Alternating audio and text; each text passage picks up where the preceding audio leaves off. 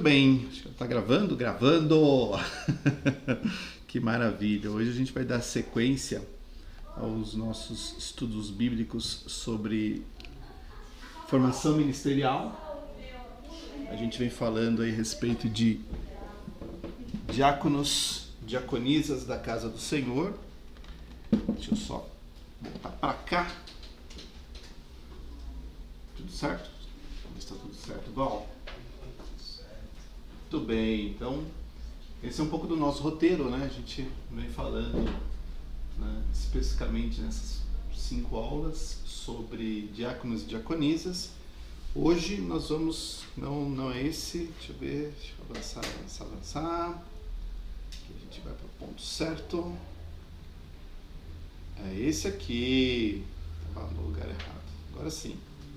Né? Então a gente vai falar sobre exemplos de diáconos e diaconisas na Bíblia.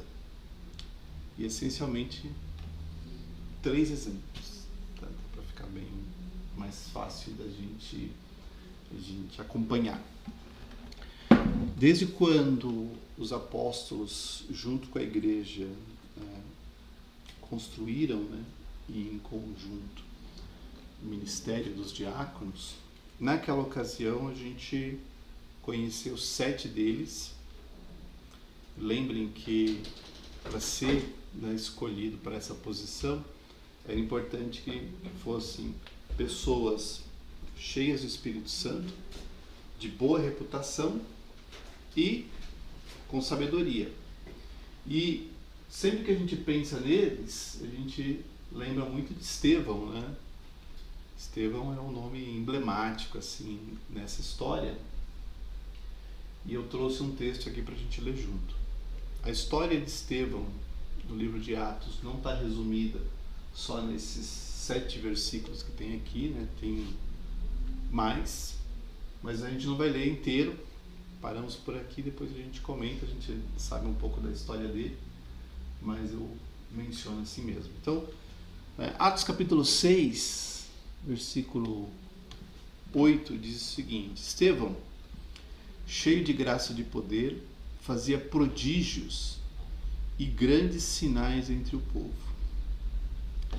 Então você vê que, por mais que o ministério de Estevão, né, fosse ali de ser um diácono na casa do Senhor, né, aquele que estava servindo as mesas, o plano de Deus para a vida de Estevão não estava restrito a servir as mesas.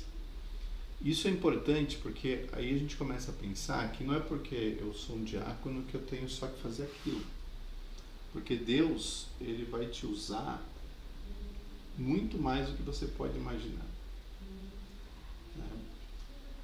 O exemplo de Estevão está aí. Ele não estava restrito a servir as mesas, ajudar na distribuição do mantimento, mas Deus estava usando Estevão, né, cheio de poder, de graça, e olha só o que acontecia com ele, né? Prodígios e grandes sinais, deixa eu ver se aqui está aqui, e grandes sinais no meio do povo. Então, quando Deus quer usar uma pessoa, Deus vai usar porque ele sempre tem um plano, um propósito, sempre tem uma vontade. Mas o curioso da história de Estevão é que, por mais que Deus estivesse usando Estevão, e olha só, né, com grandes sinais entre o povo, a gente vê que Estevão sofreu uma oposição, que no caso, humana. Porque olha só o que aconteceu. Então, versículo de número 9, né? Então, alguns dos que eram da sinagoga, chamada dos libertos, dos sirineus, dos alexandrinos, dos da Cilícia, da província da Ásia, se levantaram e discutiam, e discutiam com Estevão. Olha só que coisa, né? Vamos pensar aqui. Estevão está fazendo a obra, certo? Deus estava usando Estevão. Os sinais. Certo, Marquinhos? Certo. Com prodígios. Mas tinha gente com inveja. Alguns que eram da sinagoga, se eles eram da sinagoga, duas possibilidades. Ou eles eram judeus praticantes, tá? E por serem judeus praticantes, eles entendiam a lei, conheciam, né, o Antigo Testamento, ou eles eram convertidos ao judaísmo. A hipótese mais provável aqui é que eles eram judeus mesmo, tá? Conheciam todas as leis, mas eles não estavam felizes com aquilo que estava acontecendo no meio deles, ou seja, não estavam felizes com o ministério de Estevão. A ponto, né, se a gente continuar aqui, não podiam resistir à sabedoria e ao espírito pelo qual ele falava. Então, o que me dá a entender? E ver se você chega na mesma conclusão.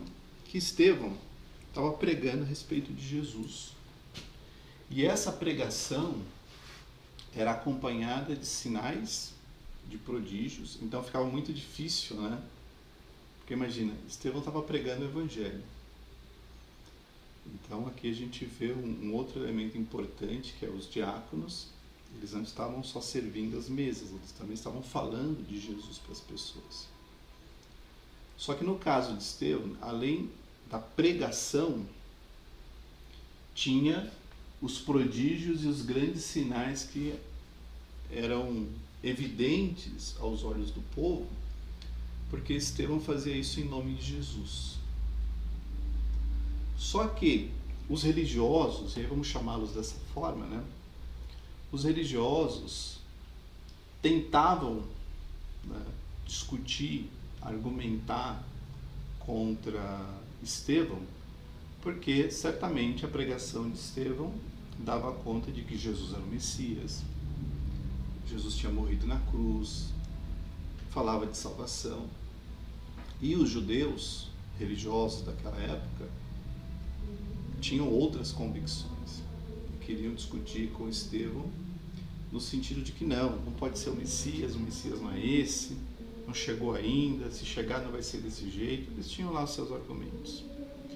Só que como a gente vê que a fala de Estevão era dotada de sabedoria e do poder do Espírito Santo, para Estevão ficava fácil, porque ele estava com tudo aquilo que ele precisava, sabedoria do alto, Espírito Santo agindo na vida dele. Os argumentos daqueles que tentavam debater com Estevão não eram suficientes, tanto que o versículo diz, né, que eles não podiam resistir à sabedoria e essa manifestação do Espírito que habitava na vida de Estevão. Já que eles não conseguiam vencer de um jeito, Val, o que eles fizeram? Subornaram alguns homens, por isso que a oposição aqui ela é humana, né? Subornaram alguns homens para que dissessem: ouvimos este homem proferir blasfêmias contra Moisés e contra Deus. Aí eles tinham um prato cheio, porque falar contra Moisés, e mais especificamente contra a lei de Moisés, né? Porque o papel de Moisés não era só o de profeta, né? Ele foi aquele que trouxe a lei de Deus para o povo. Falar de Moisés, falar de Deus, acabou. Aí, né? E a lei de Moisés diz o seguinte: para você condenar um homem, você não podia ficar só no ele disse, sabe? Um disse, outro disse. Tinha que ter testemunhas, pelo menos 2 ou 3, pelo menos, que corroborassem, né, que confirmassem uma história. Por isso que eles contratam alguns homens, né? Porque não podia ser assim, chamam uma pessoa e falam, não, ele disse, e fica aquele disse, sabe? Então você pega um grupo de pessoas, combina uma história, porque a lei determinava que Aquela história tinha que ser comprovada pelas testemunhas. As testemunhas tinham que contar a mesma história. Porque senão não dava para condenar uma pessoa se um fala de um jeito, aí a outra testemunha contra outra história, aí uma não confirma a outra e fica aquela situação igual que a gente vê aí nos filmes, né? As testemunhas têm que contar histórias, senão não funciona. Só que quando você contrata, você combina, né, Val? Né, Rodrigo? Combina a história e fala, ó, vamos contar essa história aqui, que é para ficar coerente. E a história era essa, olha, ouvimos esse homem proferir blasfêmias. E, gente, essa palavra blasfêmia, ela tem, no contexto religioso, tem um peso muito sério. E aí, o povo falou assim, não, peraí, você está falando de Moisés, está falando de Deus, a gente não pode aceitar. Daqui para frente, a gente conhece a história. Estevão continuou falando de Jesus, provou pelas Escrituras que Jesus é o Messias, Filho de Deus, Salvador, mas não teve jeito. Os homens apedrejaram Estevão e ele então se tornou o primeiro mártir da igreja, porque foi o primeiro que morreu em nome de Jesus. Não foi o último. Até hoje tem gente que morre, mas Estevão foi quem começou essa linhagem, né? Atiçaram o povo, os anciãos, os escribas, investindo contra Estevão, o agarraram e levaram ao sinédrio, apresentaram as testemunhas falsas, que disseram, esse homem não para de falar contra o lugar santo, contra a lei. Nós ouvimos dizer que esse Jesus o Nazareno destruiria esse lugar e mudará os costumes que Moisés nos deu. Para o povo aquilo era inadmissível. Então, no exemplo de Estevão, o que a gente vê? A gente vê um homem posicionado para fazer a vontade de Deus e ao mesmo tempo tendo que encarar a oposição humana de gente com inveja, sabe, Marquinhos? Com ciúme e com uma motivação puramente religiosa. Porque eles eram da sinagoga, né? As sinagogas, elas surgiram... Deixa eu ter que ficar mais perto aqui, senão o microfone não pega bem. As sinagogas surgiram na época do cativeiro. Porque o que acontece? Como o povo foi levado para o cativeiro, o templo foi destruído, eles construíram as sinagogas como um lugar para reunião. Como se fosse um tipo de igreja, digamos assim. Nas sinagogas, o que acontecia? Alguém era chamado para ler a Escritura, sempre o Antigo Testamento, e se aquela pessoa tivesse um pouco de fluência no texto, né, capacidade de poder comentar aquele texto, ele ministrava. Então era isso, a sinagoga era isso. E nas sinagogas, para manter a sinagoga de pé, e o que eu estou falando pela história, tá, gente? Então, para manter a sinagoga de pé, as pessoas tinham que fazer suas doações. Se um monte de gente começa a sair da sinagoga e ir para a igreja, faz a conta, né? O pessoal da sinagoga está vendo o seu dinheiro, né, que antes entrava, as doações, né, que eram dadas para as sinagogas, foram levadas para outro lugar. Então, essa oposição humana que a gente vê de gente disputando pessoas, vocês estão me entendendo, né? Gente disputando, não, você tem que vir para cá, não, tem que ir para essa igreja, tem que ir para aquela, tem que ir para esse ministério, para aquele. Gente, isso aí é da história da igreja, que já começou dessa época aqui. Porque, olha, entenda o que eu vou falar agora. Aqueles homens e mulheres que entregavam a vida para Jesus, bem nesse comecinho, eles não deixavam de ser judeus, eles não deixavam de acreditar na lei, não deixavam de seguir os rituais da lei, eles não mudavam.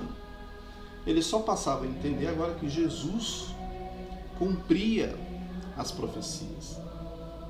Então, eles não perderam nenhuma identidade do que eles já tinham, eles continuavam sendo judeus, seguiam as leis, seguiam os preceitos da lei, eles não tinham por que blasfemar contra Moisés, contra o santuário, eles não tinham motivo para isso, porque eles não tinham trocado de identidade. Vocês estão me entendendo? Sim? Eles continuavam sendo judeus, só que agora eles estavam reunidos. Tanto é que existe um livro de um escritor chamado Justo Gonçalves, é um escritor mexicano, que conta um pouco da história. Esse historiador, ele diz o seguinte, que os judeus cristãos, eles continuavam indo para a sinagoga. Só que além de ir para a sinagoga, eles também se reuniam nas casas para falar de Jesus. Eles não perderam os hábitos judeus que eles tinham. Então a questão aqui, essa oposição, além de ser religiosa, porque eram os da sinagoga que estavam aí no embate contra Estevão, a gente vê, né, uma questão que é a questão de, olha, essas pessoas aqui são da sinagoga, elas não são de Jesus, elas são daqui, elas não podem sair daqui. No final, é sempre aquela questão de ter poder sobre as pessoas. De dizer, olha, aqui não pode ser diferente do que a liderança da sinagoga está ensinando. Tem que ser desse jeito e acabou. Se tiver alguém falando diferente, vamos nos opor, vamos resistir. E se a gente não ganhar no argumento, a gente acha um outro jeito. Porque eles não ganharam no argumento. Já que eles viram que não dá para parar de um jeito, vamos para a oposição humana. Trazendo isso para os nossos dias, é natural que quando você servir a Deus na casa do Senhor, né, como um colaborador da casa do Senhor, é natural que você enfrente resistência humana. Na minha jornada, eu já vi muita gente que, quando começou a servir na igreja, né, sofreu resistência do marido, da esposa, dos pais, dos amigos. Gente dizendo, mas você só vive na igreja, não dá pra faltar um dia. Porque é óbvio, né? Você se sente comprometido com aquela obra. Então, quanto mais você puder priorizar, você sente essa responsabilidade. Que os outros que estão de fora não conseguem entender. Tipo, vamos fazer um churrasco aqui. Mas tem Santa Ceia, eu preciso estar lá. Mas não pode faltar um dia, não tem problema. Deus não vai te castigar, sabe? As pessoas, elas não entendem, as pessoas de fora não entendem o compromisso, a responsabilidade e o comprometimento com a obra de Deus. Eles pensam que é lavagem cerebral, estão te controlando, estão te dominando. Mas se você tem uma responsabilidade com o Senhor, da obra, que é Jesus, saiba que essa oposição humana vai existir. Óbvio que não vão subornar ninguém para tentar te apedrejar, né? Mas o apedrejamento, ele vem de outra forma, né, Marquinhos? Né? Vamos estar falando que você é muito fanático, muito, né, que você aí está, né, trabalhando só com o pastor, não quer saber da... É natural. O apedrejamento é outro, é isso que eu quero dizer. Mas a oposição, ela é real. E aqui é uma oposição humana. Né? Certo, Val? Paulinho? Tudo bem? Então, como servo de Deus, como aquele disposto a servir, você vai estar aqui na igreja fazendo a obra do Senhor, mas você vai ter que saber lidar com a oposição humana, porque ela vai existir. De gente dizendo que você está fanático. E nem tá, né? Porque você não deixou de ser quem você é. Você só assumiu um compromisso com Cristo e com a obra dele. Dando sequência, segundo exemplo, Filipe, que também era um dos 7. É na sequência da história de Estevão, né? Então se você vê, Estevão está lá capítulo 6, capítulo 7 de Atos, capítulo 8 aparece Paulo, que naquela época era chamado de Saulo, já fazendo oposição. E agora a gente vem aqui para Atos capítulo 8, versículo 4, e a história de Estevão, de Filipe, aliás, não é só esse trecho, né? Vamos lá. Enquanto estava acontecendo a perseguição de Paulo, aquela loucura toda, os que foram dispersos iam por todas as partes pregando a palavra. Coisa importante, quanto mais o evangelho era pressionado, no sentido contrário, mais as pessoas se enchiam de ousadia para falar do evangelho.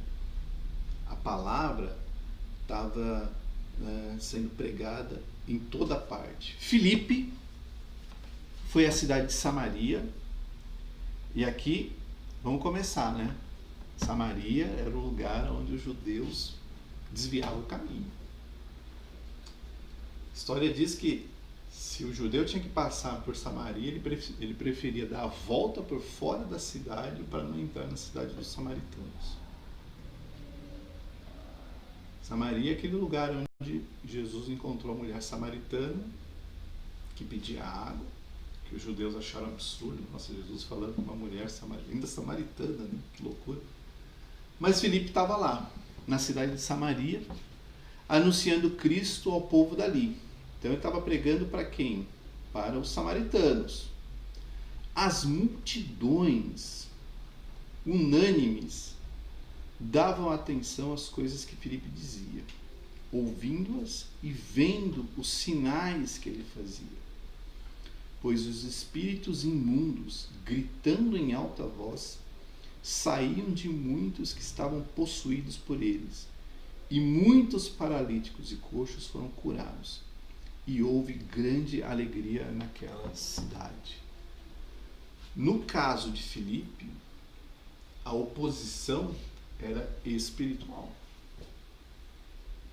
Porque imagina, né? Você chegar num lugar, presta atenção no texto, né? Os espíritos imundos, gritando em alta voz, saíram de muitos. Não é aquele, tá numa reunião, um manifesta, depois o outro, na outra semana, não. Muita gente demoniada. Muita gente demoniada. E como Filipe, cheio do Espírito Santo, cheio do poder de Deus, as pessoas ficavam impressionadas com aquilo. E os espíritos malignos gritavam e iam embora. Além disso, muita gente sendo curada, né? E é nesse contexto aqui que a gente vê a história de Simão o Mágico. Simão, ele era um praticante das artes mágicas, do misticismo, e ele tinha uma reputação, porque ele interpretava a movimentação espiritual. Ele era um médium sensitivo. O nome que quiserem dar hoje em dia serve para Simão. Só que Simão viu que Filipe tinha uma coisa que ele não tinha, né? E na sequência desse texto a gente vê que Simão abraçou a fé. Né? Mas ele queria, na verdade, mais o poder que os discípulos de Jesus, Filipe, os apóstolos tinham, do que a vida de um seguidor de Cristo, andando nos caminhos do Senhor, fazendo a vontade, aquilo que a gente sabe. Então ele queria muito mais poder fazer sinais, prodígios em nome de Jesus, do que realmente andar como Jesus esperava que ele andasse. Tanto que esse Simão, ele sofreu uma oposição da parte de Pedro, porque Pedro estava impondo as mãos, as pessoas estavam recebendo o Espírito Santo nas suas vidas e ele queria isso. E estava até disposto a pagar, porque achava que era uma coisa que se comprava. Filipe, você vê que a oposição não é humana, porque as multidões davam atenção às coisas. Então, não tinha lá os religiosos dizendo, você não pode ficar pregando aqui, a gente...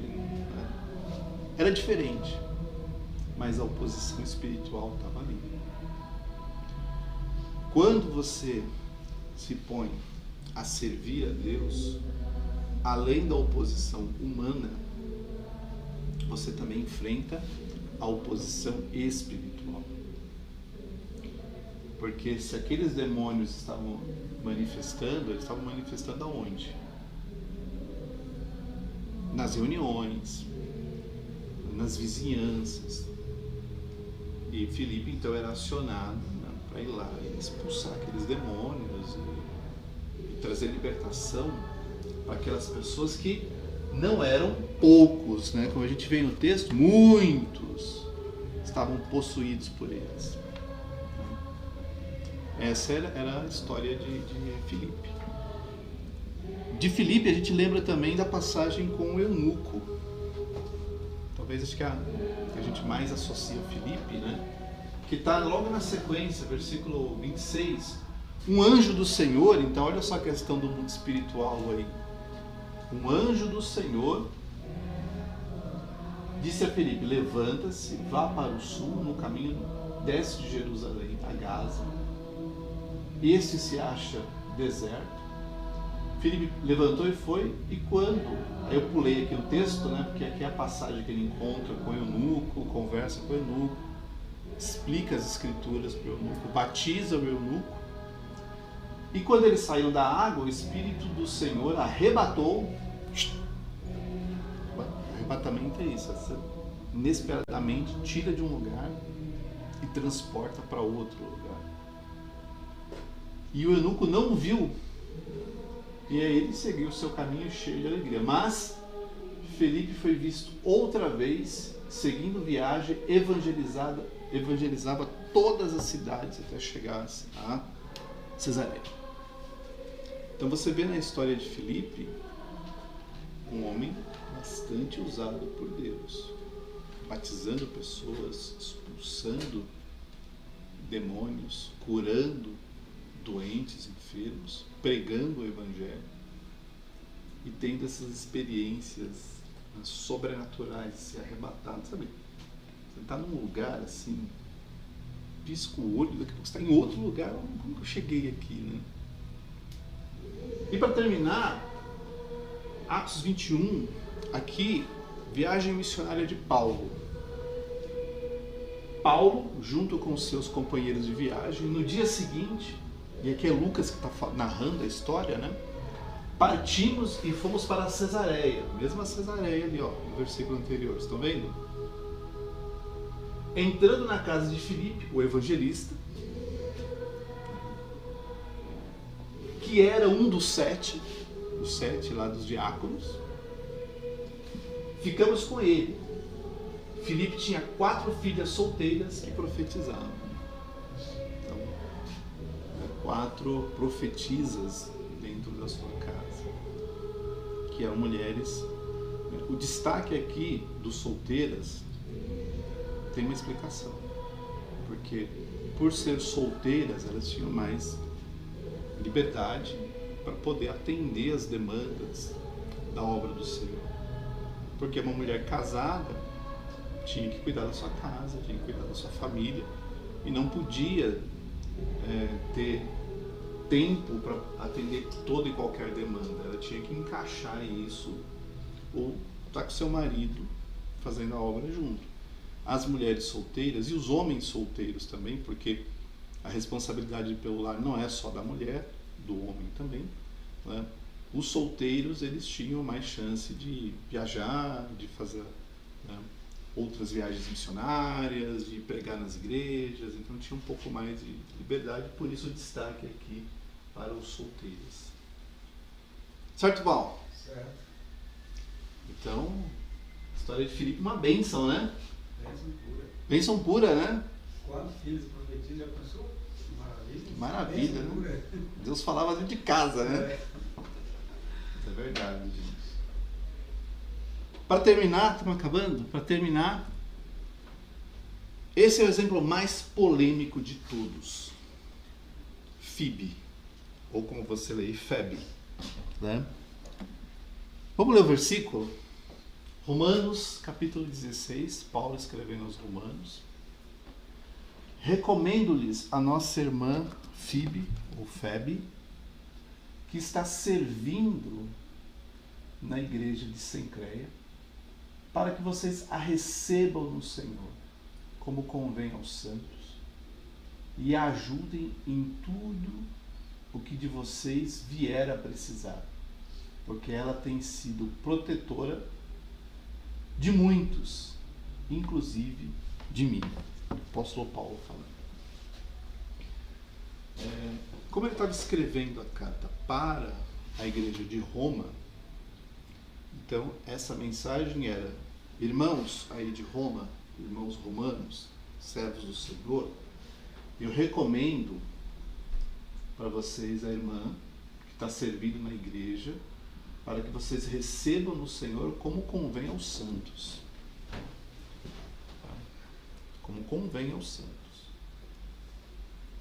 Ajudem em tudo o que de vocês ela vier a precisar, porque ela tem sido protetora de muitos. Então, serva de Deus mesmo. Por que esse versículo é polêmico? Porque durante muito tempo a igreja defendeu que somente homens poderiam ser diáconos. Por causa de Atos capítulo 6, escolheram 7 homens. E durante muito tempo a igreja usa esses argumentos, a igreja que eu falo, a instituição, né? Igreja histórica, usa esses argumentos para dizer assim: não, no ministério de diáconos, presbíteros, pastores, é só para homem. Mas este versículo especificamente, ele menciona uma mulher sendo enviada de uma igreja para outra, com uma recomendação da parte de Paulo, e uma orientação que diz o seguinte: olha, recebam como convém aos santos. Prestem atenção aqui.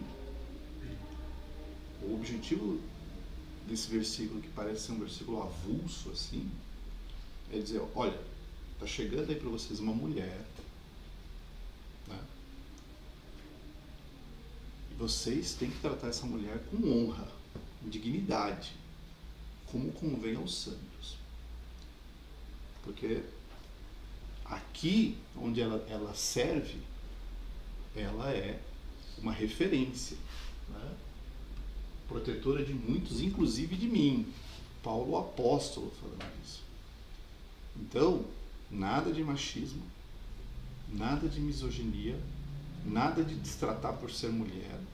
Recebam ela com honra, com dignidade, como convém aos santos.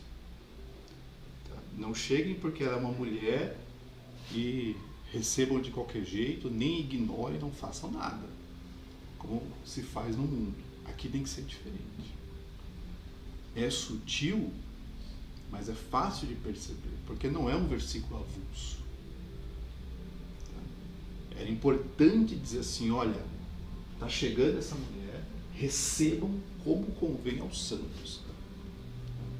Não diminuam, não deixem de dar a importância que ela tem, porque ela tem importância. Não é bacana, né? A gente pensar nesse versículo dessa forma, porque não é um versículo avulso.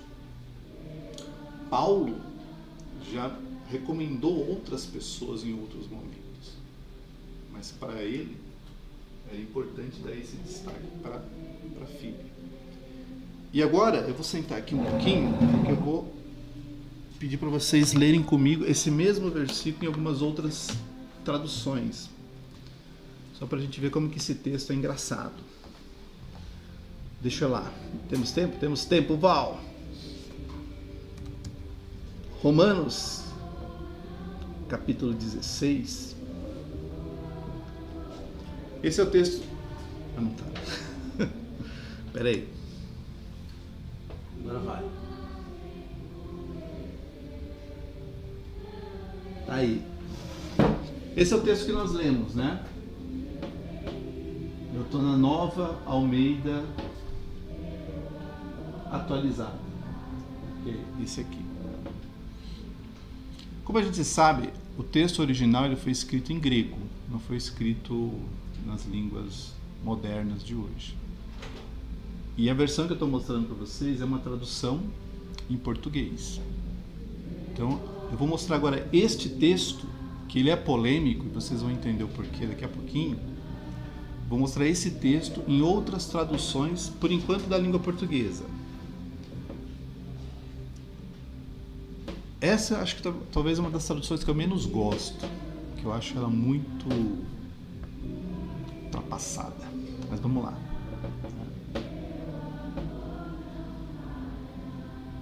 Recomendo-vos, pois, Fíbe, nossa irmã, a qual serve na igreja que está em Cencreia, para que recebais no Senhor como convém os santos e a ajudeis em qualquer coisa que de vós necessitar, porque tem hospedado a muitos, como também a mim.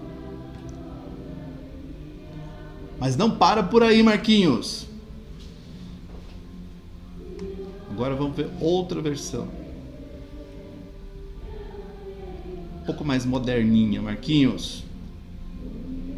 Bíblia Viva.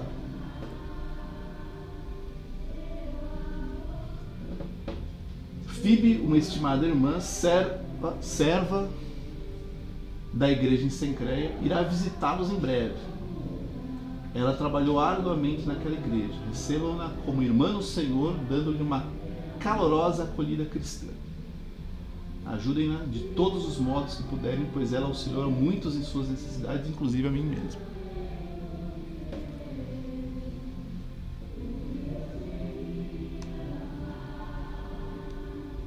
Nova versão internacional em português. Recomendo a vocês a nossa irmã Fíbe, serva da igreja em Cencreia.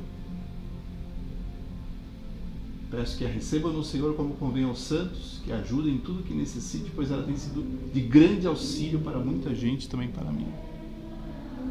Agora a última.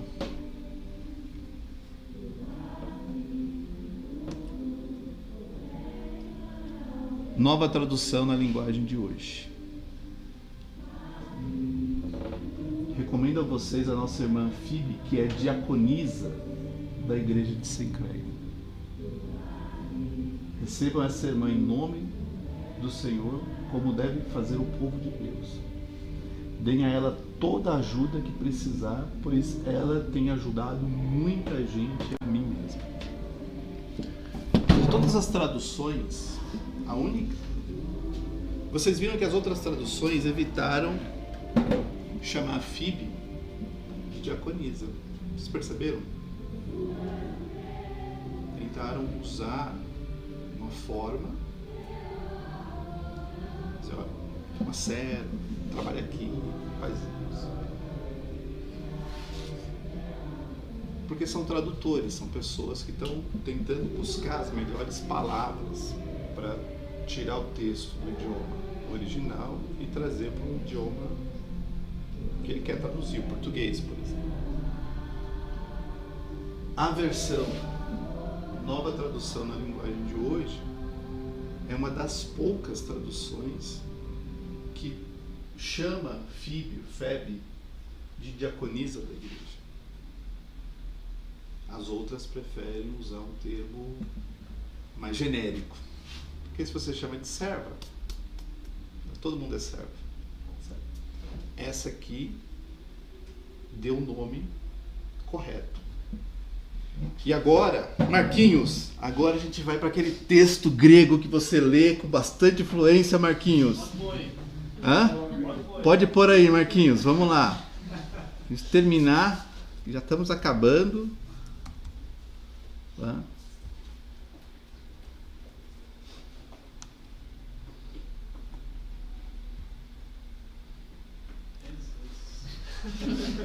Muito bem. É o mesmo texto. Mesmo texto. E a palavra está aqui. Diácono. Lembra que eu falei que esse D é um ele? Na matemática a gente usa muito a letra grega, né? Então por isso que eu olho, eu identifico por conta da matemática, mas não é que eu sou fluente assim, né? Mas está aqui, ó. O D, o delta, né? Iota, o alfa, o kappa, ômicron, o N. Né? O mesmo versículo, só que aqui está chamando ela de diácono. Que não está errado traduzir servo. Assim como não está errado também traduzir como servo. Mas esta palavra ela é muito mais usada para, por mais que ela sirva para os dois, é muito mais usada pensando no homem do que pensando na mulher. E se Paulo está usando essa palavra aqui, ele está falando realmente de uma pessoa na posição de um diácono. No caso aqui, uma diaconisa, por ser uma mulher. E é tão certo, se a gente fosse para Filipenses, no capítulo 1, a gente ia ver Paulo saudando a igreja de Filipos, os bispos, episcopos e os diáconos. Os diáconos. Então, por mais que você veja traduções falando de Fibe ou de Febe como uma serva, como uma ministra, o texto diz que na verdade ela era uma diaconisa. Isso mostra que tanto homens quanto mulheres que serviam na igreja serviam no papel de diáconos. Legal isso, né? Porque isso desconstrói um pouco, né, uma visão machista que permeou a igreja durante séculos, de que mulheres não podem ter um papel, né, uma responsabilidade, um ofício dentro da igreja. Pode. Aqui está o exemplo de uma mulher. A gente não tem muito mais detalhes a respeito da vida dela, mas o pouco que a gente vê dá total certeza de que ela realmente era uma grande serva de Deus e que deveria ser recebida como tal, não como uma pessoa qualquer. Por que Paulo fez isso? Pode ter muitas explicações, mas a gente sabe que a sociedade daquela época, e isso é verdade, a sociedade daquela época e outras épocas também não mudaram, mas era uma sociedade que tratava a mulher como cidadã de segunda categoria. É verdade. E aqui Paulo está dizendo que dentro da igreja nós não somos assim, homens e mulheres iguais diante do Senhor. Termino por aqui, vou interromper a gravação. Deixa eu só voltar para cá.